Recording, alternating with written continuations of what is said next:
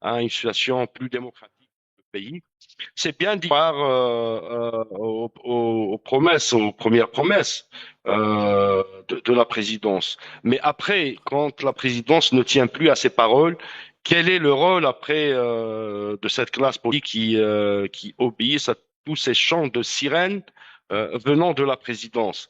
Et ça, c'est la plus grande des compromissions d'un parti comme le FFS, qui aujourd'hui représente les décideurs, qui est le porte-parole des décideurs chez la société, mais pas le contraire. Il n'est plus le porte-parole de la société chez les décideurs ou dans une institution qui s'appelle Assemblée nationale.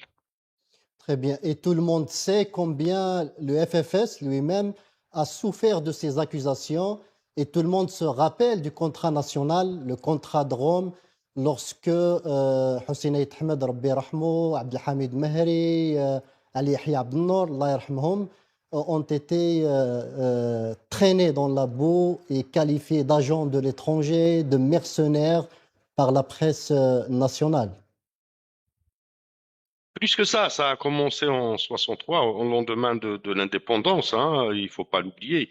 Faut pas oublier les 425 martyrs du FFS assassinés par les milices de Ben Bella.